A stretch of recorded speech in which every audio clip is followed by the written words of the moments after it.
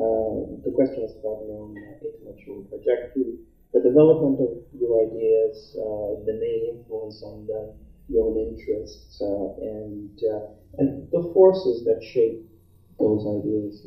It's a long question, but if you could. No, it's a very excellent one. In Italian, living in the 50s, and in a special situation, it was after the war, with a complete shift of intellectual orientations. From fascist and mainly idealistic framework of Italian culture, we moved to a mainly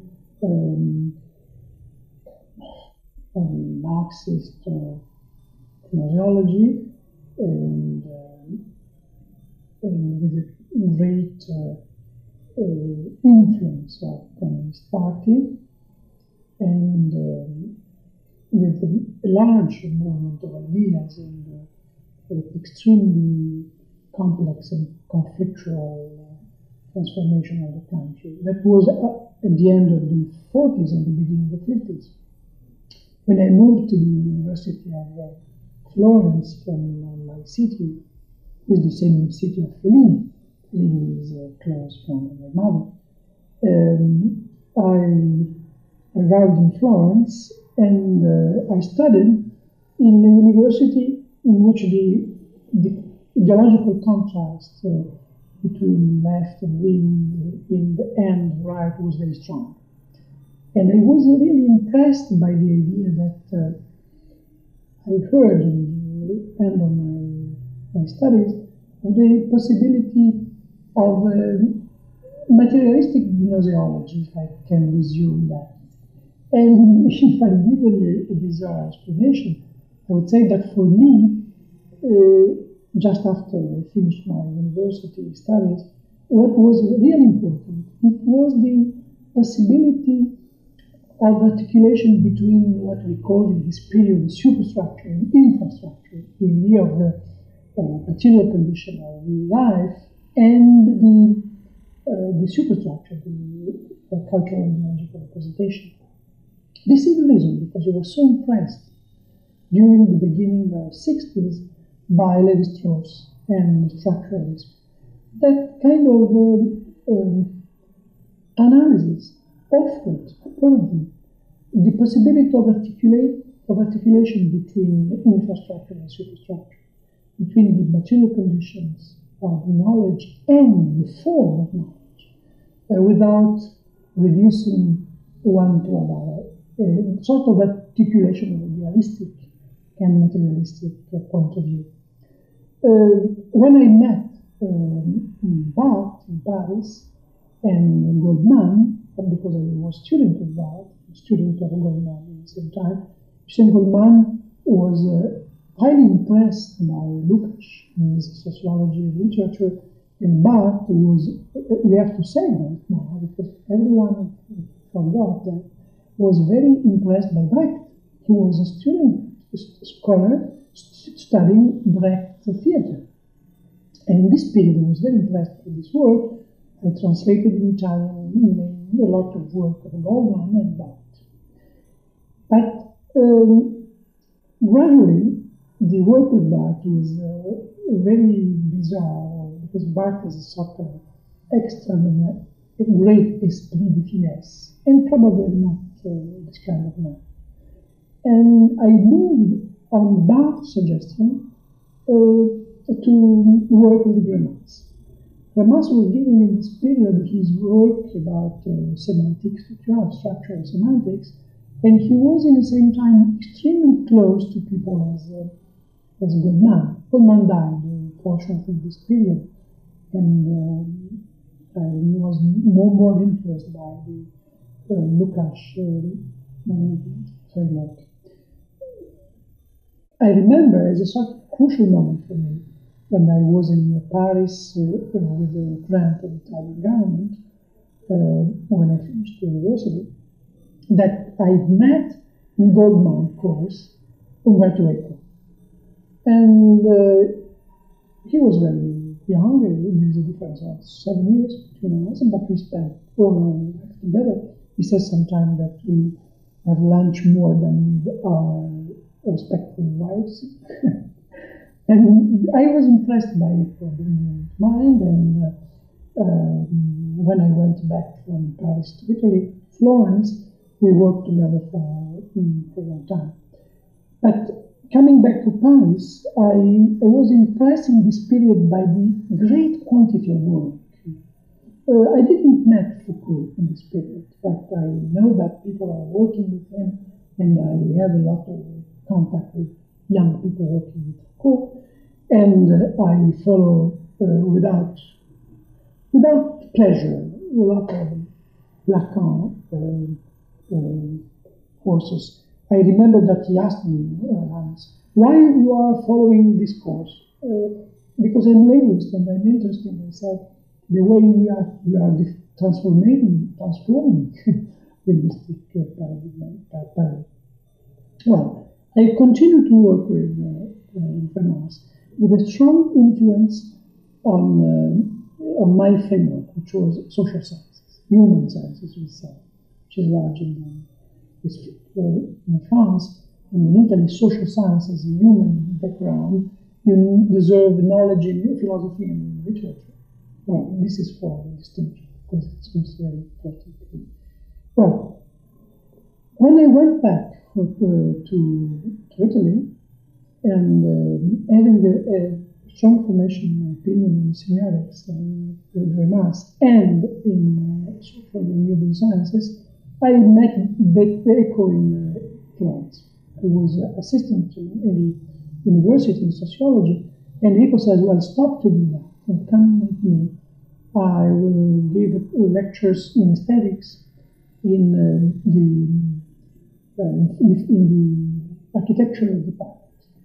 I followed him, and we worked a lot about semiotics for a long time, until he moved to Milan, and I moved as a social professor to Urbino. Urbino was and he is a very pleasant and little city.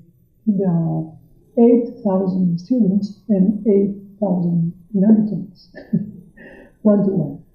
And if you go to see a movie, you have the impression that you are in a city, but in some time you are with friends and students. Well, the situation was very good because it's an excellent university in which is a private university, which is rare in Italy. There are just two, the Catholic University and the Urbino University. You have plenty of possibility to do what you want. And I convinced 2 friends of mine, Professor Carnevaux, an old and absolutely boring Catholic,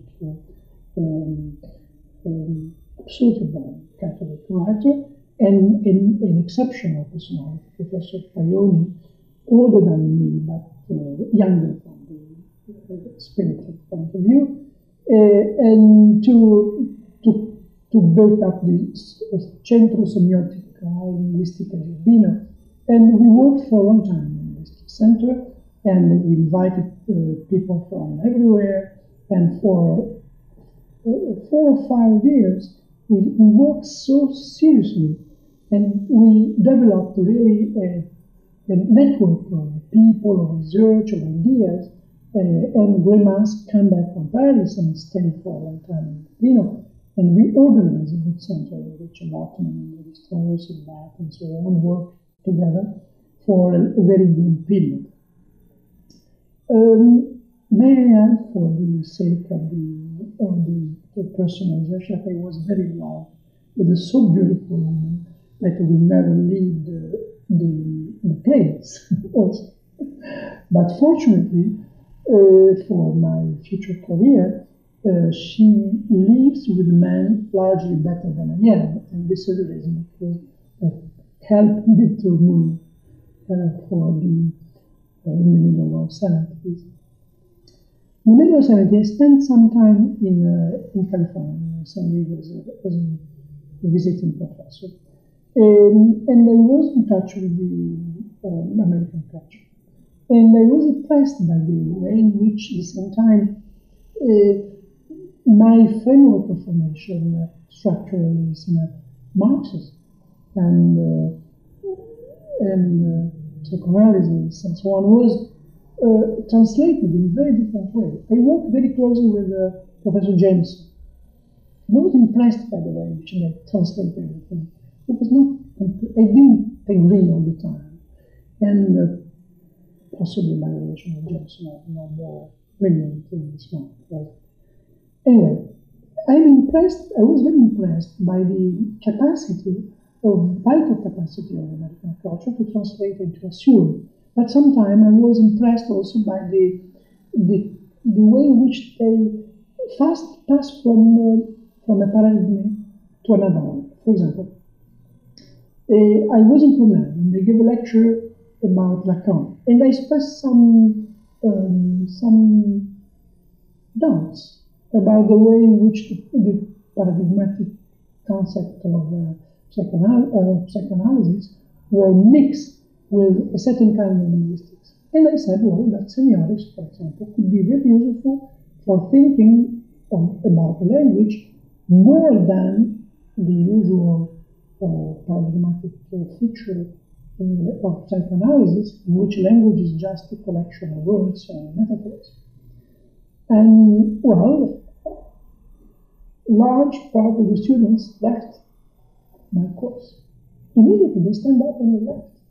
I was surprised because it will be never the Italian or the French way of discussing this, right? We don't need faith from this point of view. Well, I was impressed in this point. I went back in Europe in '77, and I was called by ECHO in the Institute of Communication in Bologna. I was associate professor there for a long time.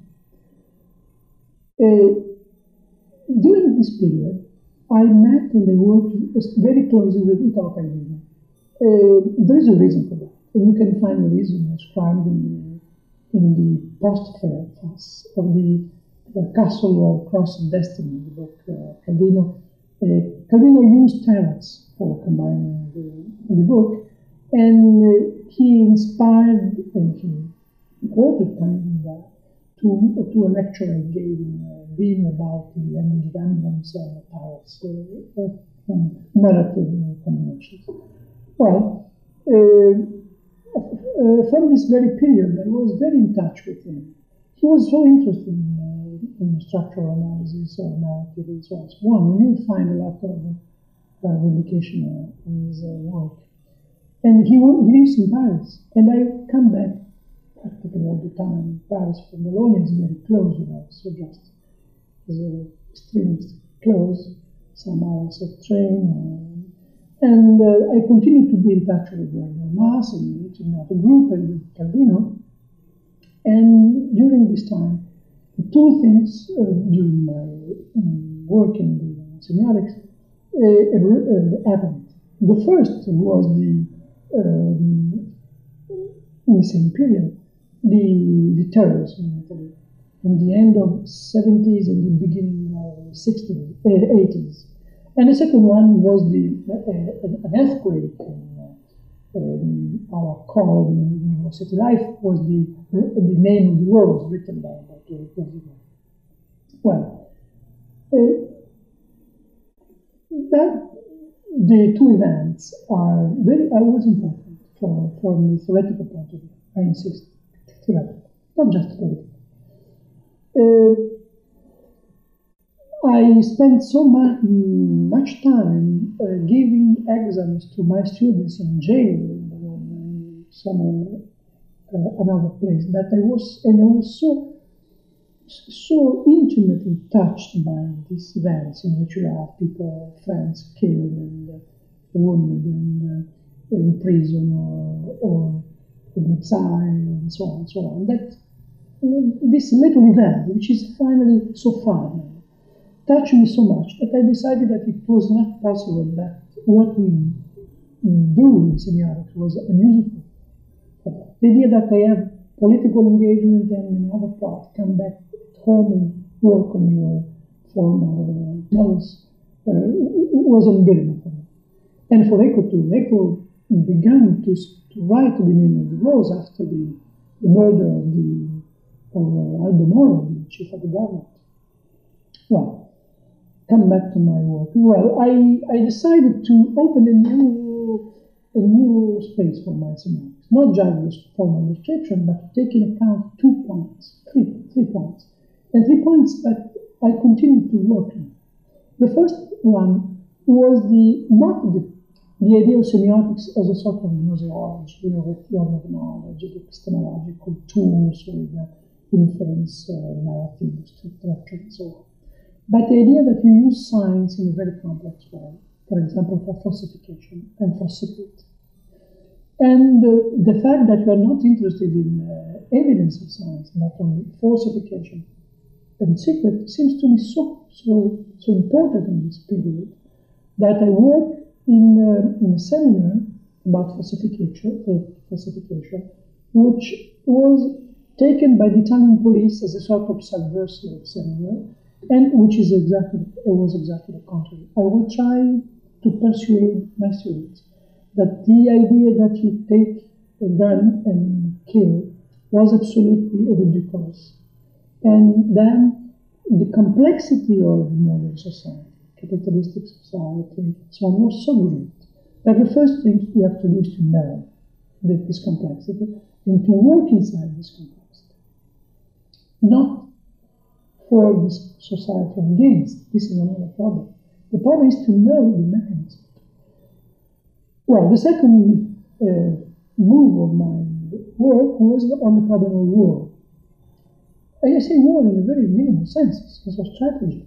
We use science as a sort of epistemological tool for knowing truth and so on and so on. But what is going on during the strategic moment? The first victim is the truth. When we have an attack in this period, for example, the police, sometimes you have a message from the brigades, and the police has to know if it is real from them, because possibly is a rightist group making the attack and using the name of the brigades, or possibly it was the police that do the same for provocation and so on and so on, because they try to make an infiltration inside the group. Anyway, immediately in the conflict, the truth disappeared. And my idea was, what you are not taking enough into account the strategic dimension and the conflict dimension inside the knowledge of science knowledge. I work a lot on that. And the last problem was the problem in which I give my lectures here too now. And I began in the early 80s to think that there is no reason to teach something. There is no reason to pass your knowledge if you don't like in some way, in a passionate way, what you do. I know that is a very rhetorical picture. But I try to transform this topos, this commonplace, in a tool of knowledge. And I began to work on passions. I decided that we spent so long time speaking about knowledge and gnoseology that we need to speak about passion, the form of passion, the organization of passion. We have to inscribe these concepts inside the field. If I was not able to do it, I would abandon. My brother is the director of 3 of most large nightclubs of Italy, especially on the Adriatic coast. And it's not difficult to find another work. But a job will be very easy. But the challenge is a good challenge, and I think I'm doing good work. And I'm not proud of that, but I'm sure that I'm doing good. Well, passions, falsification, simulacra, and strategy. Firstly, I was obliged to meet other kind of person. And in this period, I began to work with a group of people in the periodical of Beaubourg in France, and is Traverse. Traverse was a bizarre periodical. In the board, editorial board, there are Jean Baudrillard, Paul Virilio, and Marc Guillaume, and other people, and Louis Marin, and we worked together for years, and we abandoned recently the periodical for political reasons, for the change of direction of the world, so on and so on. Now, this is really important. What we did in this period is to try to, I try to work in semiotics from a very formal point of view, and at the same time to work on a more culture-oriented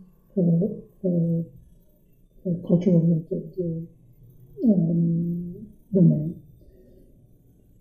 Well, for a long time, I tried to work about things I really like, for example, politics and secret codes.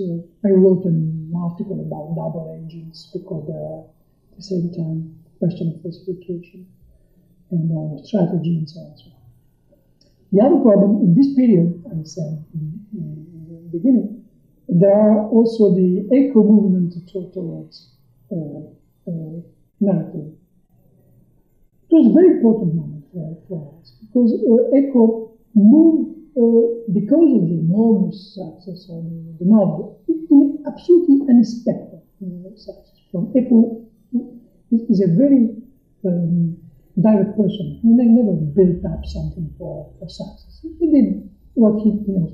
And the enormous talent he has, incredible talent he has, capacity of work, he had the success he deserves. But something changed completely in semiotic orientation in Italy. I would quote just a detail for emphasizing the shift. In the Name of the Rose, there's a character. The name of this character is Paolo Darini. My name is Paolo, I am from Rome. And called Abbas Agathicus, saying that I don't write a lot. This is true. And second, that this character is the scholar of the student of a scholar. The name is Algirdas Nicouni, Dr. Quadratus. Algirdas is the name of Professor Tomas working in semiotics, and Dr. Quadratus because of the semiotic square that's supposed to be invented by Gramsci and so on. Yeah, this is the story. Character is supposed in the novel of Umberto Eco to organize the great library, the library in which birds and so on and so on. But I don't participate in that. I leave and apparently am killed by thieves or lions, I don't know. Well, it's a good metaphor. In this period we split radically. I continue to look at semiotics as an instrument of political engagement of knowledge of society, very close to my origin of social human scientists, right? And Eco turned radically to a new character with his enormous capacity of change. And he began more and more to be close to, not to European tradition, but to American tradition, working closely with Putnam and Peirce direction and so on, and mainly in philosophical direction. The idea of the Eco now is to split semiotics in pure semiotics and applied semiotics. Pure semiotics is philosophy of language, and applied semiotics is people with dirty hands, working in cinema, literature, and so on and so on. I don't agree with it. In my opinion, is a great mistake. But there's another problem. Eco is moving to be more and more what he was in the beginning, from the first beginning, before to adhere to